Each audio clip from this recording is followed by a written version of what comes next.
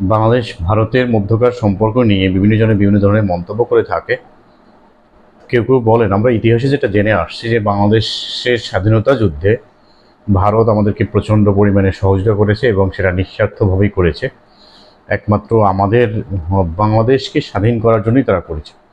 আবার কেউ কেউ বলে থাকেন যে তারা নিজের স্বার্থে করেছে, যাতে এই অঞ্চলে যদি পাকিস্তানের একটা প্রদেশ থাকে তাহলে তারা পাকিস্তানের একটু শক্তি বেড়ে যাবে, সেই শক্তিটা কমানোর জন্য তারা বাংলাদেশকে পাকিস্তানের কাছ থেকে বিচ্ছিন্ন করেছে।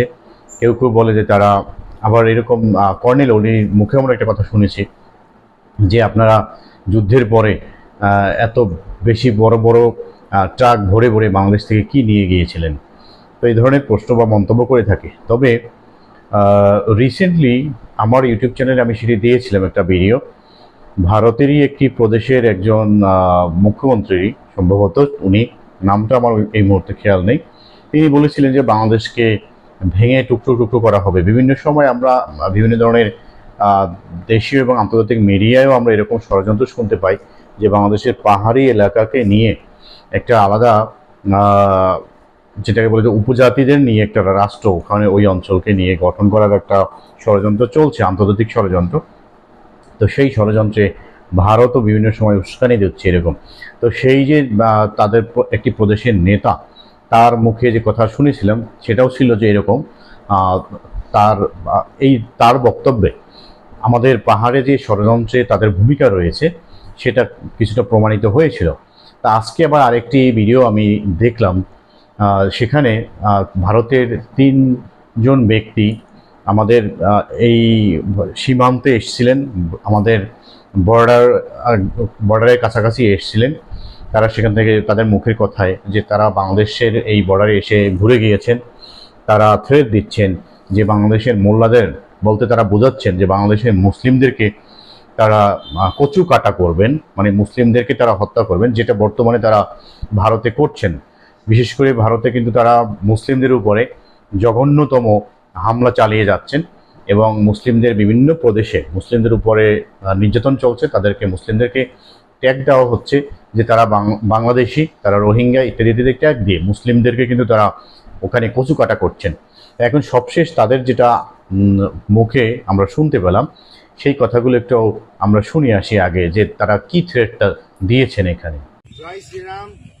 এই দেখছেন আমরা বাংলাদেশ বর্ডার থেকে ঘুরে আসলাম। বাংলাদেশের যত মোল্লা, যত জিহাদি, সবাইকে বলে দিচ্ছি এই বর্ডার হয়েই পার করব, আর কচু কাটার মতো তোদেরকে কাটবো, প্রস্তুত থাকবি। বাংলাদেশি মোল্লাদেরকে বললাম, অনেক অত্যাচার করেছিস, বেশি দিন আর নয়।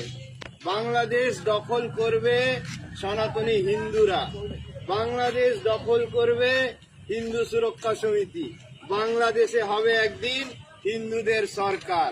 জয় শ্রীরাম, জয় শ্রীরাম। তো তাদের এই যে মুখের বক্তব্য যেটা স্পষ্ট, সেটা হচ্ছে তারা বাংলাদেশকে দখল করতে চায়, যেমনটা রাশিয়া ক্রিমিয়াতে করেছে, যেমনটা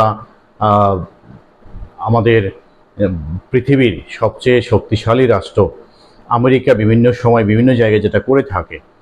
তাছাড়া ভারতেরও কিন্তু এরকম নজির রয়েছে, তারা কয়েকটি প্রদেশ, তারা এরকম সিকিম নামে যে প্রদেশটি, সেটাও নাকি তারা এভাবে করে দখল করেছে।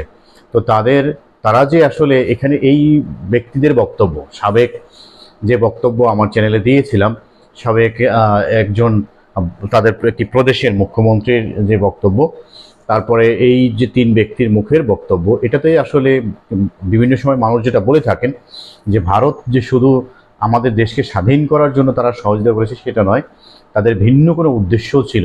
তাহলে এই ব্যক্তিদের যে বক্তব্য, এটাতে কিন্তু স্পষ্ট এটা আসলে বোঝা যায়, সেটা হচ্ছে ভারত শুধু বাংলাদেশকে স্বাধীন করার জন্য সহযোগিতা করেনি, তাদের আসলেই কোনো ভিন্ন উদ্দেশ্য ছিল।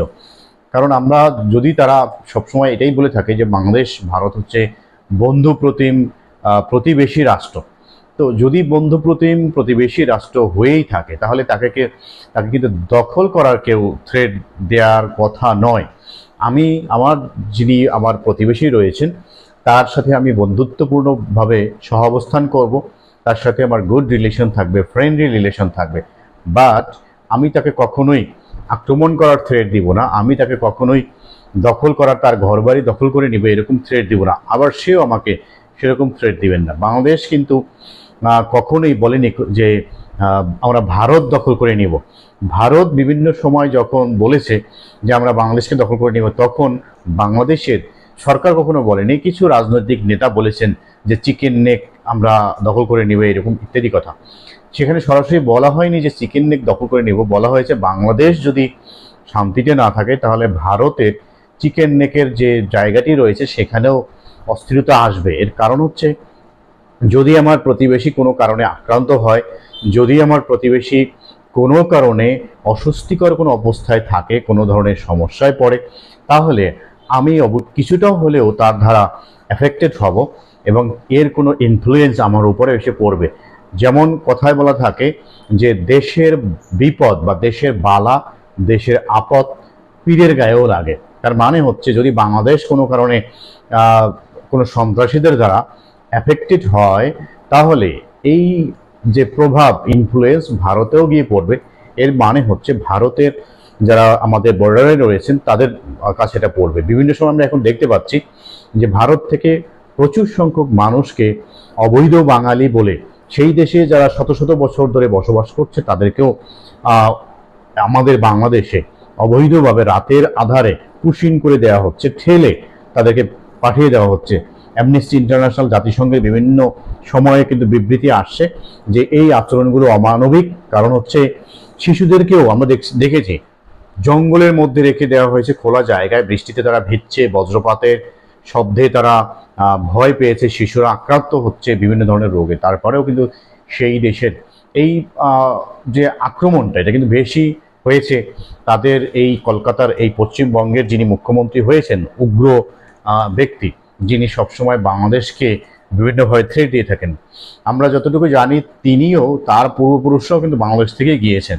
সুতরাং তিনি যদি ওখানে মুসলিমদেরকে রোহিঙ্গা বলে থাকেন, he is also a Rohingya, because he is from Bangladesh also.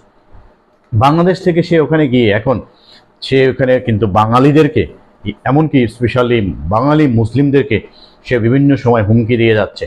তার মানে হচ্ছে, সে এই দেশে থেকে সে কিন্তু বা এই দেশে তার পূর্বপুরুষরা রয়েছে, এটা সে তার কিন্তু সেই শেকড়কে সে স্বীকার করছে না। যদি তার পূর্বপুরুষদেরকে সে স্বীকার করতো তাহলে অবশ্যই এই দেশের প্রতি তার একটা সিম্প্যাথি থাকতো। এই দেশটাকে সে ধ্বংস করার হুমকি দিত না, এই দেশটাকে সে কখনোই দখল করার হুমকি দিত না। রাফায়েল দিয়ে এই দেশের মানুষের একেবারে ভয় দেখাবে, তারপরে রাফায়েল ভরে ময়লা আবর্জনা এনে মানুষের ঢাকা সিটিতে ফেলে দিয়ে ভরে ফেলবেন, এরকম মানে ডার্টি স্পিচ তিনি দিতেন না, নোংরা ভাষায় তিনি কথা বলতেন না। সুতরাং যেটা বোঝা যায়, আমরা আসলে ছোট সময় থেকে ইতিহাসে যেটা পড়ে আসছি যে ইন্ডিয়া আমাদের বন্ধু প্রতিবেশী, কিন্তু বড় হয়ে এখন যেটা দেখছি যে তারা বিভিন্ন সময়ে বাংলাদেশে কিন্তু হুমকি দিয়ে যাচ্ছে। তারা কিন্তু বাংলাদেশটাকে বন্ধুর মতো সেভাবে আচরণ করছে না। সেজন্য আমরা আস্তে আস্তে আমাদের জেনারেশনের যে মতামত, যে আমরা যে হিস্ট্রি যেটা পড়েছি, সেটা কিন্তু আমাদের থিঙ্কিংটা চেঞ্জ হয়ে যাচ্ছে। কারণ আমরা জেনেছি যে তারা হচ্ছে আমাদের বন্ধু, কিন্তু এখন আমরা দেখতে পাচ্ছি বিভিন্ন সময় তারা সীমান্তে মানুষকে মেরে ঝুলিয়ে রাখছে, ফেলানির লাশ আমরা ঝুলিয়ে রাখতে দেখেছি। তাছাড়া বিভিন্ন সময় তারা কিন্তু সীমান্তে ফায়ার করে, আমাদের মাটিতে ঢুকে, আমাদের সীমানার মধ্যে ঢুকে তারা মানুষকে ধরে নিয়ে যায় ওখানে। তাছাড়া গুলি করে রেখে যায়, কৃষকরা কাজ করতে গেলে তাদেরকে তারা বিভিন্ন সময় গুলি করতেও আমরা দেখেছি। সুতরাং this is not the friendly behaviour, it's inimical behaviour. এবং এই কারণেই কিন্তু আমাদের ইয়াং জেনারেশনের মধ্যে কিন্তু একটা নেগেটিভ সেন্স আস্তে আস্তে গ্রো হচ্ছে ইন্ডিয়া সম্পর্কে। সুতরাং ইন্ডিয়ার যারা গভর্নমেন্টে রয়েছে তাদের উচিত এই ধরনের নেগেটিভ বিহেভিয়ার না করা। যারা এই ধরনের বন্ধুত্বপূর্ণ যে সম্পর্ক, ফ্রেন্ডলি রিলেশনটা নষ্ট করার জন্য যারা কাজ করে, তাদের বিরুদ্ধে অ্যাকশন নেওয়া।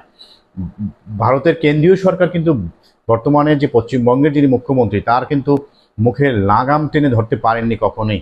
তারা তাকে হয়তোবা এরকম একটি সিক্রেট পারমিশন দিয়ে দিয়েছে যে তোমার যা বলার তুমি বলে যাও, তোমার যা করার তুমি করে যাও, মুসলিমদের উপরে তুমি টর্চার করো, বাংলাদেশ সম্পর্কে তুমি সবসময় নেগেটিভ বক্তব্য দিয়ে যাও, কোনো সমস্যা নেই। সেজন্যই তিনি এভাবে করে সবসময় মুসলিমদের উপর আক্রমণ করছেন। ভারতে বর্তমানে বিশেষ করে পশ্চিমবঙ্গে সহ আরও কিছু কিছু প্রদেশে মুসলমানদের উপরে যে পরিমাণ নির্যাতন হচ্ছে সেটা কিন্তু ভাষায় প্রকাশ করার মতো না। এই ব্যক্তিরা যেরকম আমাদেরকে থ্রেট দিলেন যে তারা কিছুদিনের মধ্যে বাংলাদেশকে হিন্দু রাষ্ট্র হিসেবে তৈরি করবেন, এদের ড্রেসে দেখা গিয়েছে এরা উগ্রবাদী সংগঠন বিজেপির কর্মী এবং তাদেরকে দেখে ইসকনের সদস্য মনে হয়েছে। সুতরাং বাংলাদেশে যে ইসকন এবং এই বিজেপির বিভিন্ন ধরনের এজেন্সি বা এজেন্ট রয়েছে, রয়ের এজেন্ট রয়েছে, তারা যে এখানে ষড়যন্ত্র সবসময় করে যাচ্ছে এটা এই ব্যক্তিদের হুমকি দিয়ে বোঝা যায়। কারণ একটা স্বাধীন রাষ্ট্রকে তারা দখল করার হুমকি দিচ্ছে, এই তাদের বক্তব্যে আমরা যেটা শুনলাম। তাছাড়া তারা স্বাধীন মুসলিম কান্ট্রিকে তারা পরিবর্তন করে হিন্দু রাষ্ট্র গড়ার হুমকি দিয়েছে। তার মানে এই দেশে 97-98% মুসলিম, তাদেরকে তারা কি হিন্দুতে রূপান্তরিত করবে অথবা এই দেশ থেকে তাড়িয়ে দেওয়ার হুমকি দিচ্ছেন নাকি? কারণ একটি রাষ্ট্রকে, মুসলিম রাষ্ট্রকে যদি হিন্দু রাষ্ট্র করতে হয় তাহলে অবশ্যই সেখানে মুসলিমদেরকে তারা একদম যে কথাটাই বলেছে কচুকাটা করে সকলকে নিধন করে সেখানে শুধু হিন্দু দেরকে বাঁচিয়ে রাখবে, এটাই তারা হুমকি দিয়েছে। সুতরাং ভারতের রাষ্ট্রের যারা কর্তা রয়েছেন, গভর্নমেন্টের যে বিজেপি সরকার রয়েছে, কেন্দ্রীয় সরকারের উচিত এদের বিরুদ্ধে ব্যবস্থা গ্রহণ করা। না হয় আমাদের মধ্যকার যে বন্ধুত্বপূর্ণ সম্পর্ক সেটা আস্তে আস্তে আরও অবনতির দিকে যাবে। তাদের কিন্তু প্রতিবেশী রাষ্ট্র বলতে এখন আর তাদের হাতে সেরকম নেই। তাদের প্রতিবেশীদের সাথে বন্ধুত্বপূর্ণ সম্পর্ক এমনকি ছোট দেশ নেপাল, ভুটান এদের সাথেও নেই। তারাও কিন্তু তাদের এই ধরনের নেগেটিভ বিহেভিয়ারের কারণে হাতছাড়া হয়েছে। বাংলাদেশকেও যদি তারা এভাবে প্রতিনিয়ত হুমকি দিয়ে যায় তাহলে বাংলাদেশের সাথেও তাদের যে বন্ধুত্বপূর্ণ সম্পর্ক সেটা আরও বেশি অবনতির দিকে যাবে এবং একটা সময় গিয়ে যেরকম অন্যান্য দেশের সাথে হয়েছে সেই রকম নেতিবাচক সম্পর্ক তৈরি হবে। ফলশ্রুতিতে আমাদের মধ্যকার যে ঐতিহাসিক একটি সম্পর্ক সেটা বিনষ্ট হয়ে যাবে। সেই সম্পর্ক আসলে মানুষের কাছ থেকে ভালোবাসা দিয়ে আদায় করতে হয়। এই যে রাফায়েলের হুমকি দিয়ে অথবা ময়লা আবর্জনা ফেলে ঢাকা শহরকে ঢেকে দেওয়ার হুমকি দিয়ে অথবা হিন্দু রাষ্ট্র প্রতিষ্ঠা করার হুমকি দিয়ে মুসলমানদেরকে কচু কাটার হুমকি দিয়ে, এই হুমকি দিয়ে ভালোবাসা পাওয়া যাবে না, সম্পর্ক ভালো করা যাবে না, সুন্দর করা যাবে না। মুসলমানরা সেই পৃথিবীর ইতিহাস থেকেই ওহুদের যুদ্ধ, বদরের যুদ্ধ, খন্দকের যুদ্ধ এরকম অসংখ্য যুদ্ধ জয় করে আসছে। মুসলমানদের কচু কাটা হওয়ার অভ্যাস রয়েছে, মুসলমানদের রক্ত দেওয়ার অভ্যাস আছে। বর্তমানে সারা পৃথিবীতে মুসলমানরাই কিন্তু সব জায়গায় রক্ত দিয়ে যাচ্ছে। মুসলমানদের রক্ত দিতে তারা কোনো দ্বিধাবোধ করে না, কারণ মুসলমানরা হচ্ছে শহীদের জাতি, বীরের জাতি। মুসলমানরা সব জায়গাতেই যে কোনো সময়, যে কোনো মুহূর্তে মৃত্যুবরণ করার জন্য প্রস্তুত। তারা যে কোনো সময়ই তাদের রক্ত দিতে পারে। সেই জন্য যদি এই ধরনের উগ্রবাদী হিন্দুরা মুসলমানদেরকে কচুকাটা করতে চায়, মুসলমানরা পিছপা হবে না, তারা মোকাবেলা করবে এই ধরনের উগ্রবাদী বিজেপি যে সন্ত্রাসীদেরকে মুসলমানরা খুব সাহসের সাথে মোকাবেলা করবে বলে আমি বিশ্বাস রাখি। এবং ভারতের কেন্দ্রীয় সরকারের কাছে অনুরোধ থাকবে এই ধরনের উগ্রবাদী সন্ত্রাসীদেরকে আপনারা আইনের আওতায় আনুন, বিচারের আওতায় আনুন। তারা আমাদের যে ঐতিহাসিক সম্পর্ক সেটা কিন্তু নষ্ট করে দিচ্ছে। আশা করি সরকার দ্রুত এদের বিরুদ্ধে ব্যবস্থা গ্রহণ করবে, সেই প্রত্যাশা রেখে আলোচনা এখানে শেষ করছি। সকলকে অসংখ্য ধন্যবাদ।